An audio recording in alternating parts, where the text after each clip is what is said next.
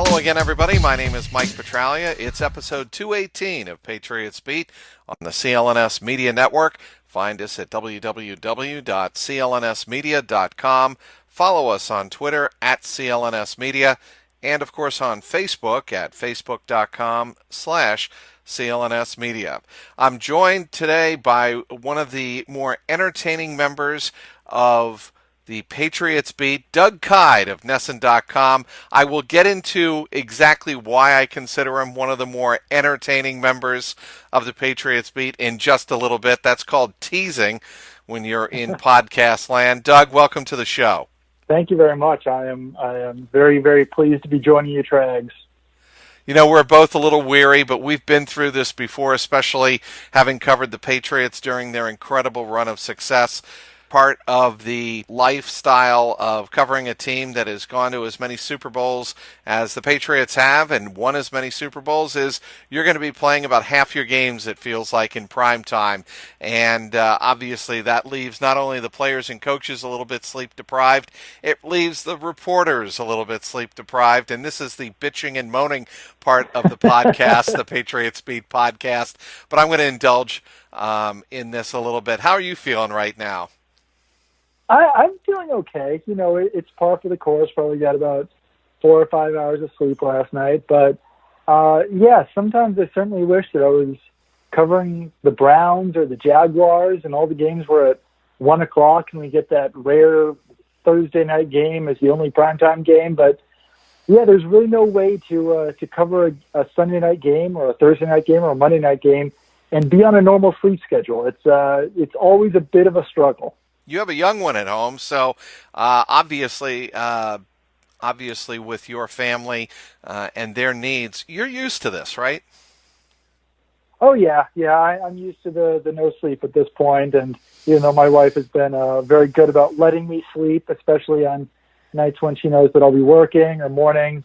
Yeah, this is customary for me now, I'd say. You are very smart, Doug, to thank the wife for taking care of the young one at home, and obviously you really couldn't do what you do and have a child without having a very supportive spouse, and I can speak to that myself. But I will get on to the business at hand, and that is talking about what happened on Sunday night at Gillette Stadium. I got to tell you, Doug, I thought that the Patriots were in big trouble coming into this game, and my feeling about this team really changed drastically Sunday night with the defensive effort that they were able to lay down against the Atlanta Falcons. I know that the Falcons are struggling on offense with Steve Sarkisian in his first year as offensive coordinator taking over for Kyle Shanahan, but I thought that Matt Ryan would have a field day against a secondary that was without Stephon Gilmore, without Eric Rowe, and they stepped up and I thought had their best game of the year, right? Yeah, absolutely. And, it's very easy for me to say this now. I'm not sure if I even put it on record. I could be lying for all anyone knows, but I kind of felt like the Patriots were going to play well in this game, especially their defense. I thought they'd be able to hold the Falcons, but I did not see them holding them to 7 points. And in all honesty, I mean, it probably should have been a shutout. The Patriots do this thing in the fourth quarter where they basically just allow a ton of yards because they want to bleed down the clock. And right. That's probably one of the only reasons why the Falcons were able to drive down the field with ease like they did on that touchdown drive. And Julio Jones made a great catch over Malcolm Butler. But, I mean, that game easily could have been a shutout. I did not see that coming. I could see the defense improving, against the Buccaneers, against the Jets, but it was a Thursday night game. It was the Jets. I don't know how much of that you could take seriously. This one you've got to take seriously. Struggles or not, Steve Sarkisian or not, the Falcons have a good offense. They came into this game, I think they were top 5 in total offense. And the Patriots defense embarrassed them, really. They dominated them in this game. Well, I thought a couple of things that Devin McCourty said after the game to me were very telling. He said that Bill Belichick told them throughout the week, make them make a play to beat us, meaning they are going to have to make sensational plays, as they did in that fourth quarter scoring drive when Mohamed Sanu, made a couple of catches. Mohamed Sanu actually caught a terrific ball, got the Falcons down to the 1 yard line. Then the Patriots came up with two great defensive plays back to back. Malcolm Butler defending Julio Jones, and Kyle Van Noy, of course, taking down Taylor Gabriel from behind. And then the only time that the Falcons were able to score was in garbage time. Bill Belichick couldn't even believe that Julio Jones made that catch over Butler for the only touchdown of the night. But I'm rambling here a little bit, but the point of the matter is that Belichick told McCourty and the rest of the defense, make the Falcons beat you. And I thought that the Patriots defense really showed up and played tight coverage. They didn't allow any gashing of big yardage throughout the secondary.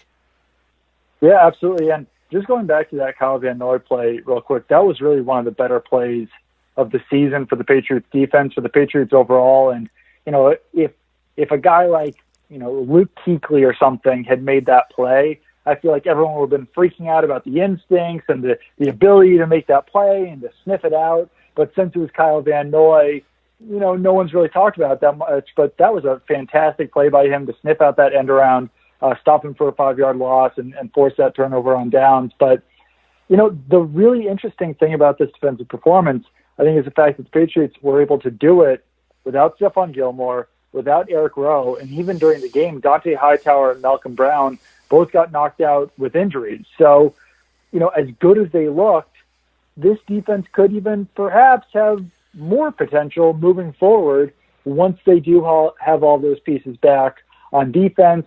I guess you could say at the same time, the fact that the Patriots are playing their best defense of the season without Stephon Gilmore and without Eric Rowe might mean that they could struggle again when those guys come back. And maybe the answer is to keep Johnson Batamosi at cornerback. But I think that there is reason to still be even more optimistic about how this defense will look maybe a month down the road or so.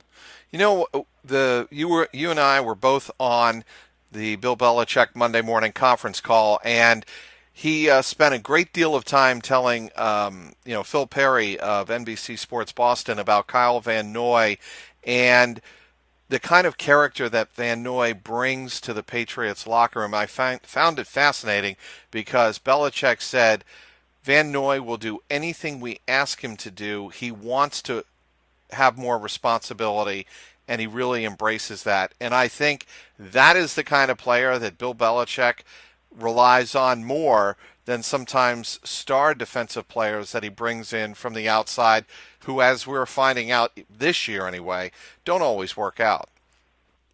Yeah, absolutely. And actually, Matthew Slater, Patriots special teams captain, was talking about Kyle Van Noy in the locker room today as well. And he said that Kyle Van Noy will ask him and other members of the team, what was Teddy Bruschi like in this locker room? What was Gerard Mayo like in this locker room? What was Junior Seau like in this locker room? So it seems like he really wants to be one of those names that's mentioned as the all-time great Patriots, and he wants to know what they were doing to be successful. And I think that goes back to what Bill Belichick said, is that this guy is really dialed in. He really cares about playing his best for this team. I think that's one of the reasons why they signed him to a 2-year contract extension early in the season. Early in the season, Van Noy was not playing his best football, but I think that he did kind of turn the corner last week, and I think he had his best game of the season this week against the Falcons when the Patriots needed him to do that. What about David Harris's 19 snaps? What did you think of his play, and what do you read into that? He looked fine out there. Bit of ups and downs, I think.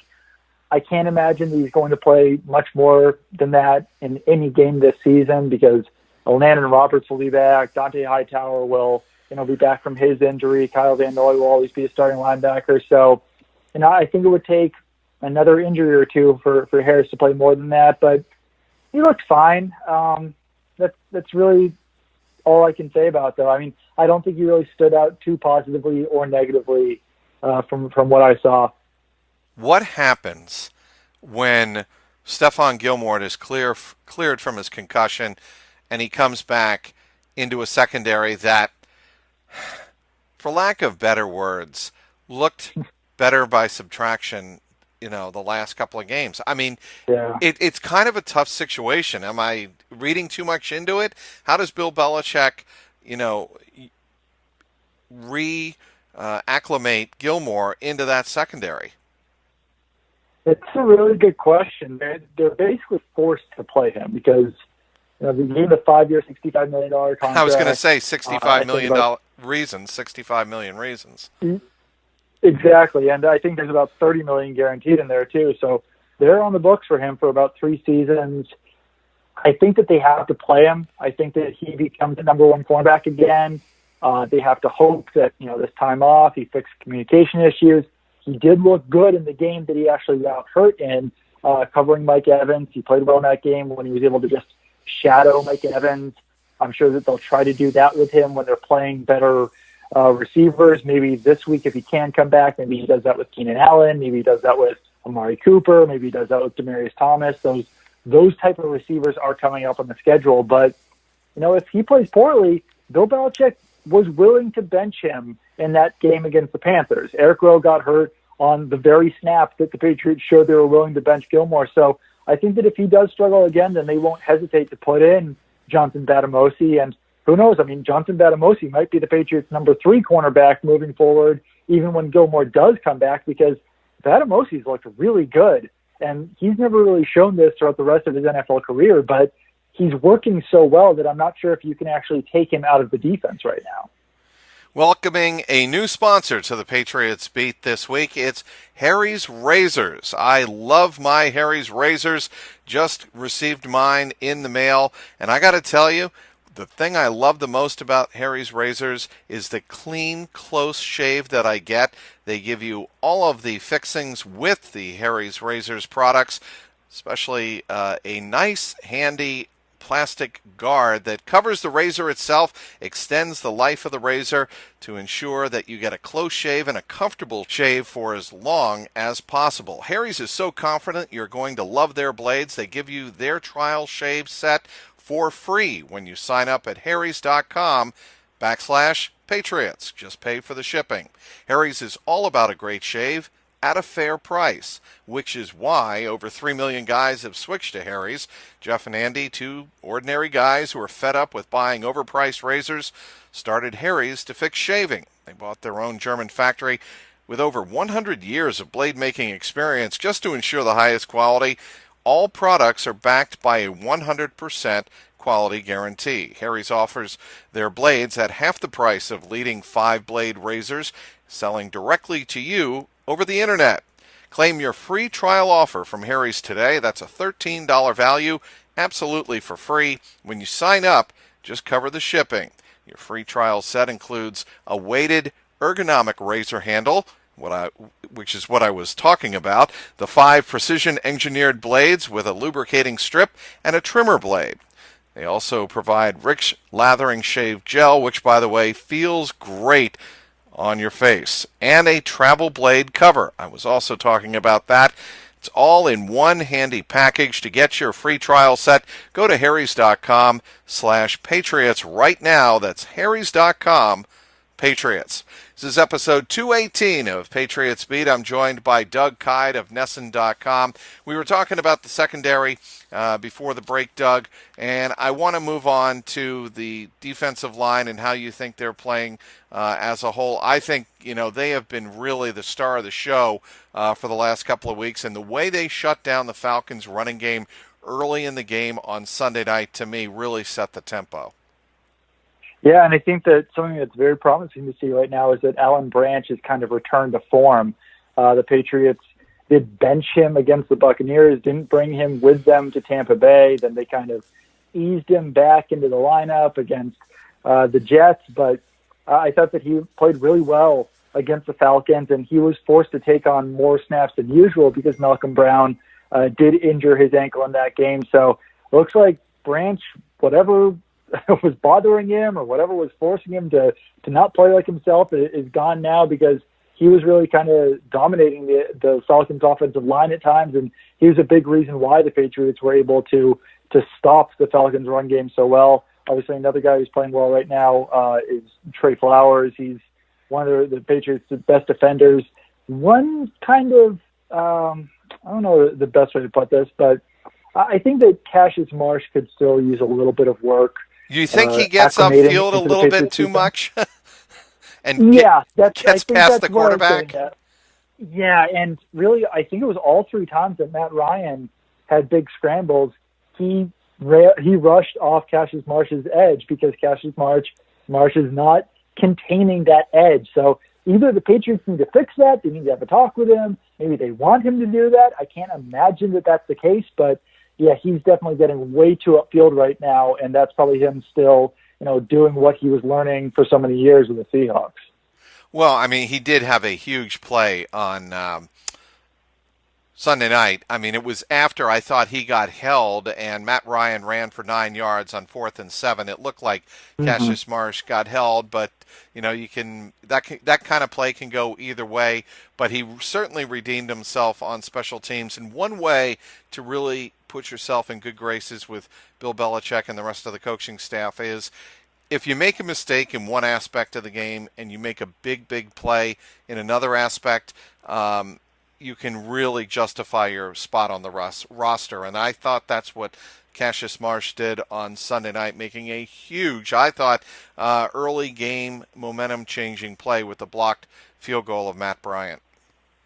Yeah, absolutely, 100%. I think that game really could have gone differently if that play hadn't happened. If the Falcons had got on the board earlier, they would have got some confidence. They would have perhaps been able to march down the field a couple more times. So, yeah, for as much crap as I was giving Marsh for getting too far upfield on, pass rush, it worked out pretty well on the field goal there. All right, Doug, I want to go back to somebody I know you have followed very closely and at the University of Washington, and I thought he was a big reason the Patriots were successful on Sunday night. The game plan of Steve Sarkisian, I don't know what he was doing with the Falcons. I know the Falcons had a team-only meeting as soon as they hopped off the plane back in Atlanta on Monday morning. I think there are a lot of people questioning what's going on in Atlanta, and you've followed Steve Sarkisian when he was at the University of Washington. What did you think of his game plan on Sunday night? Yeah, it was bizarre. I mean, just the fact that they were still running the ball so much in the second half when they were down by so many points, and the 4th and 7 call, the 4th and 6 call, the end around that we talked about earlier on 4th and 1 at the goal line. There was a lot to question there. And, I wouldn't have been surprised if they had just fired Steve Sarkisian after that game, because it's obviously not working that well for them right now. And I don't think that, I don't think it's the worst look to give someone like Steve Sarkisian a short leash, because he hasn't done this at the NFL level. He was fine as a head coach in college. I kind of liked him at UW just because he took an 0-12 team and made them at least above average, rather than how bad they were before he got there. So I always kind of had a soft spot for him, but I just don't really think he's cut out to be an NFL coordinator at this point. I think the Falcons probably should have just promoted their quarterbacks coach from last season. He's now the Los Angeles Rams offensive coordinator, and obviously the Los Angeles Rams offense looks a lot better than the Falcons offense does right now. So I think there's definitely a lot of second guessing going on in that Falcons organization. And like I said, I wouldn't be surprised if Sarkisian was gone at some point this season if these offensive struggles continue. What do you think it is about teams like the Falcons? And there was so much made in the offseason about they are going to be the exception to the rule of the Super Bowl loser hangover. They were doing everything in their power to make sure that they weren't going to suffer that same fate. They, made it known to a lot of the media. You saw the NFL Network do a story about how they brought in drill sergeants in the off season to make them mentally tough, and they were focused on the prize. Right now, through 6 games, they just they look lost. And again, I mentioned the team meeting that they had right as they got off the plane in Atlanta on Monday morning. It's a sign that at least certainly their coaching staff is trying to get things together. Dan Quinn is doing everything in his power to make sure that the ship doesn't sink. Yeah, it's definitely interesting, and I don't think that losing Kyle Shanahan obviously helped them try to prevent this Super Bowl losing hangover, because he was such a large part of the Falcons offense becoming as high-powered as they were last year, and while he was the offensive coordinator there with the Falcons. So I don't know. I mean, this does seem to happen to these teams that lose the Super Bowl, and I don't know what they can do at this point in the season to begin to, prevent that. But this could be a turning point in the season for the Falcons, because now they've lost 3 straight. They're certainly playing the worst football of the season against the Patriots, lost to the Dolphins, lost to the Bills. It's been ugly so far. And now I think they're playing the Jets this week. And even that's a bit of a scary game for them, because the Jets are better than anyone expected them to be. It's a tough situation the Falcons have put themselves in. Like I said, the losing Kyle Shanahan certainly didn't help. Hiring Steve Sarkisian certainly didn't help. But they're going to have to figure out how to pull it together fast, or else this could really wind up being a lost season like we tend to see from teams like this, like we saw from the Carolina Panthers last year, where, I don't know, I mean, they could really start to bottom out here after a while. I don't know what to make of the New Orleans Saints. Do you? No, I don't, because they looked pretty bad against the Patriots, and that's the game I was able to see them the most. But now they're playing so well. Their defense has really pulled things together. It really has. Their defense they're kind of the strength of the unit right now, right? That's how it seems. Yep. And you know what I see, not to cut you off there, Doug, but they are playing the kind of fast defense that we saw the Falcons play last year. Yeah, absolutely. I think that, some of those pieces that they added have started to, form together for them. Marshawn Lattimore was a great first-round pick for them. All of their rookies this season are playing well. So I think that, when you do have a lot of rookies on your roster, and when you do have a lot of rookies who are important cogs in your offense and your defense, maybe you just become a second-half team. Maybe those guys take a while to get acclimated and get used to the NFL level. And I don't know. I think the Saints, they're certainly looking better than the Falcons over the last 3 games. Fantasy football fans, listen up. If you love fantasy football, then you need to try my new favorite app, Draft. It's weekly fantasy football, but not like the other guys. On Draft, you play real-life snake drafts with other people, just like in your season-long league. Here's how it works. It's a draft that lasts for just 1 week, and there's no management. Just set it and forget it. Once you're done drafting, that's it. No trades, no waiver wire. Draft even takes care of last-minute injuries for you.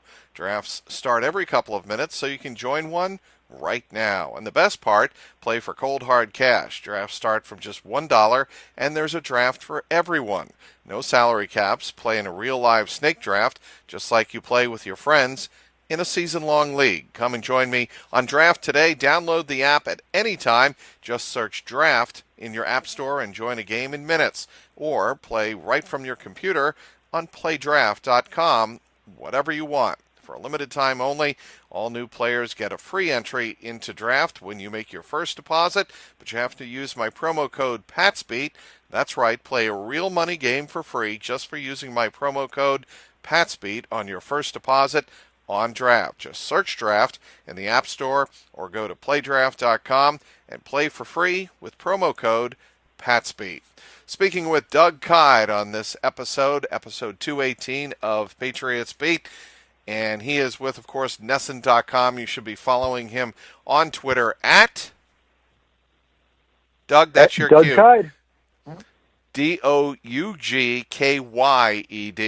Just in case people were wondering. How many questions you get about the spelling of your last name?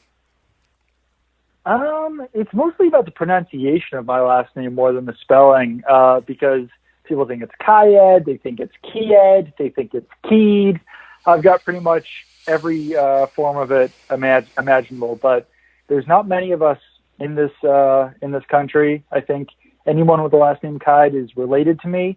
It's a Danish last name. I think it's pronounced Kids in Denmark. So, is that right? I did not know that about you. That's the history. I mean, if you Google Kyed, there was one of my cousins was an offensive tackle at Stanford for a couple of years. He's probably the second most famous Kyed. Yep. Yeah, he is. He would be. Nobody's more famous than the man I'm speaking with right now. And you know what? I left the building last night on Sunday night, Monday morning, whatever it was. And I thought to myself the following thing, Doug. The Patriots going back to the Super Bowl. That was my biggest takeaway from Sunday night, is that it felt like the Patriots are doing what they do every single year. They eventually figure it out with whatever personnel they have, and then they just get their shit together. And that's what it felt like leaving the building on, Sunday night. How did you feel leaving that game? Yeah, I mean, I certainly wouldn't be surprised. I think that they're right there in the running, and at the moment, they're playing better football than the Kansas City Chiefs. The Chiefs has now lost 2 games in a row.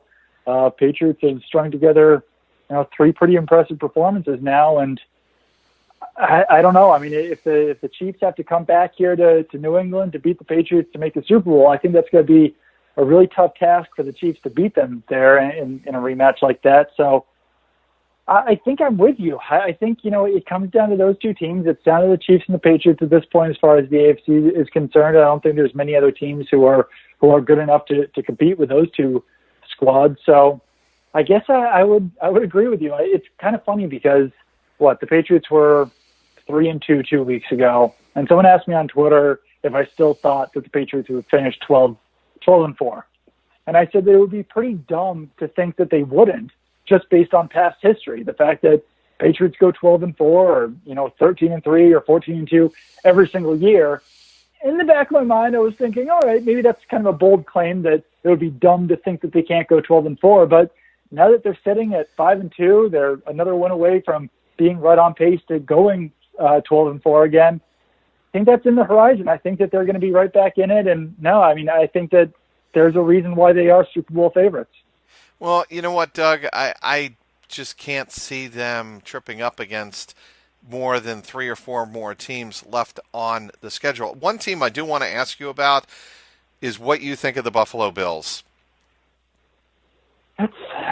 I really did not expect much out of them coming into this season, but they've certainly outplayed my expectations. I mean, I guess the win over the Falcons doesn't look quite as impressive after seeing what the Patriots did to the Falcons, but I mean, they keep stringing these wins together. They beat the Buccaneers. They're beating the teams that the Patriots are beating. They're better than I thought they would be, but I guess so is kind of the entire AFC East. It seems like the AFC East is getting a little bit more dangerous this season.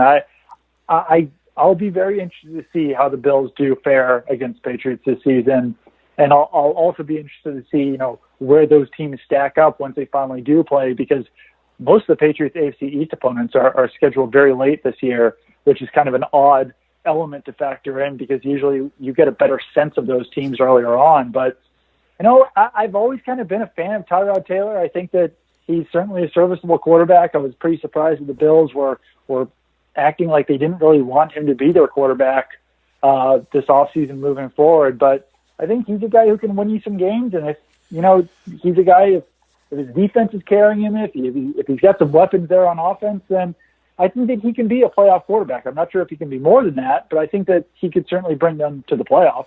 Well, and I think the Dolphins are, you hate to see anybody get injured, but when Jay Cutler suffered the rib injuries, I think that Matt Moore is a better quarterback than Jay Cutler. I don't know how you feel about that, but I just think Matt Moore he's younger and he could probably do more with that team than Jay could. Yeah, I was actually surprised when the Dolphins did sign Jay Cutler. I think that Adam Gase just thought that he could reclaim some of that magic that they had with the Bears that one season that Cutler had such a good year, but Cutler just doesn't care. That's just where he stands at this point in his career. And, Matt Moore does care. And I think that could be the kind of boost that the Dolphins potentially could need this season. And I don't think that Matt Moore is a good quarterback, but I tend to agree with you that he's probably a better fit and he might be a better quarterback than Jay Cutler at this point. Yeah. Okay, so anybody who's listened to the first 25 minutes of this pod, they're like, okay, why is Doug Kyed one of the best entertaining, most entertaining reporters on the beat?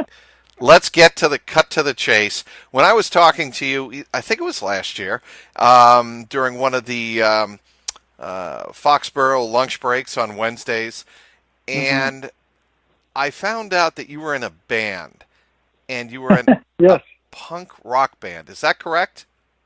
Yeah, that's fair to say. Yeah, it was a hardcore punk band. Yep. For a number of years. Yeah. I hosted a classic rock and roll show. I think I told you this in college when I went to Villanova. My second love, really, after sports in life and after my daughters, obviously, and my family, would be classic rock and roll. I want to get the lowdown on how Doug Kyed got into rock and roll. That's a good question. It was my father. When I think I was 7 years old, somewhere around that time, and my dad threw a Beach Boys tape on the old van cassette player as we were driving home, and ever since then, the Beach Boys have been my favorite band, and that's kind of got me into classic rock, oldies, and then eventually the Ramones, punk rock, pop punk, hardcore punk, everything, and that's really what did it. I have a varying taste in music. It's not all punk, not all hardcore, that kind of stuff. But it's absolutely one of my bigger passions as well. After sports and after my family and all that good stuff. Went on tour with the band and had some very good times. So you actually went on tour. You weren't just some house band playing some bars somewhere. You toured with your band. The name of your band again? The name of the band was Bear Trap, and we went on tours down to Florida a few times, did some East Coast stuff. One summer we did a full U.S. that was about 60 dates, and these are like basement shows and small clubs, and it certainly wasn't glamorous or anything. But it's an opportunity that not many other people can say that they had, and it was kind of what I was doing out of college before I got the job at Nesson and got serious about journalism and everything. So the full U.S. tour was a blast. We went all the way to California, Washington, Oregon, all those places, and basically drew a circle around the United States for 60 days. What do you play? I play guitar. Like any type of guitar, bass, lead? No, just basically rhythm guitar, but 6-string guitar, electric guitar, acoustic guitar, but it was all electric at that point, and I was the only guitarist in the band at that point. But it was just really fast stuff, like faster than you can probably even imagine. And it was a lot of fun. That's awesome. Okay, the biggest punk band influence of the 70s were? I want you to answer this particular way. I'm looking for a particular answer. For a particular answer? Yeah. Are you looking for... It's not American. Are you looking for The Clash? I am indeed looking for The Clash. Yes. Yeah. No, I think that I would have to agree with that, because I almost wanted to say the Ramones, but they were a little bit more derivative of some of the stuff that was happening in the 50s and 60s. So no, I would agree with you. I think it probably would be The Clash. Yeah. I love that band so much, and whenever I need to get pumped up after staying up till 3:30 in the morning covering a football game, I blasted The Clash on my drive home from Foxborough. So that sounds like a good place to end this podcast, Doug. It's really been a pleasure. How, again, can people follow you on Twitter? Yeah, follow me at Doug Kyed, and go to Nesson.com for all of our Patriots coverage. You do, and I know you do Instagram. You want to give that out, or do you keep that private? No, absolutely. Doug Kyed on that one, too. DougKyed. That is outstanding, Doug. Stay with CLNS all day on game day, starting with the CLNS Media New England Patriots pregame show with Alex Barth a half hour before every game. Then you can catch the postgame show with Marvin Ezon and Mike Molyneux live after every single game on CLNS Media. Subscribe to both on iTunes, Stitcher, and YouTube now. Also, get daily team updates on the Patriots Newsfeed podcast with Tyler Trudeau, which is also available on the CLNS Media New England Patriots postgame show feed, available again on iTunes, Stitcher, YouTube, and the CLNS Media mobile app. Thanks again for downloading today's Patriots Beat, episode 218. Want to once again thank our guest, Doug Kyed from Nesson.com. You can follow him on Twitter at Doug Kyed. You can also give us a follow at Patriots_Beat and at CLNS Media. You can also give my own personal account a follow, of course, at Trags, Trags. Today's sponsors were Harry's Razors and Draft.com. For Patriots content manager Mike Alongi, CLNS media executive producer Larry H. Russell, the founder of the network Nick Gelso, thanks to everyone who tuned in. This is Mike Petralia, and this is the Patriots Beat podcast, powered by CLNS Media.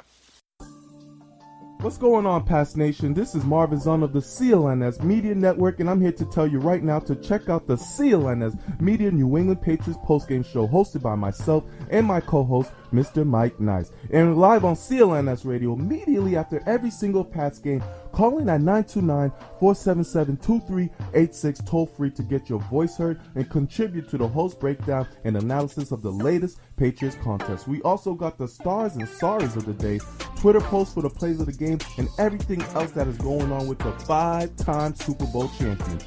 Subscribe to CLNS Media New England Patriots postgame show on iTunes and Stitcher, and the best way, download the free CLNS Media Network mobile app for on-demand listening anytime, any place, anywhere.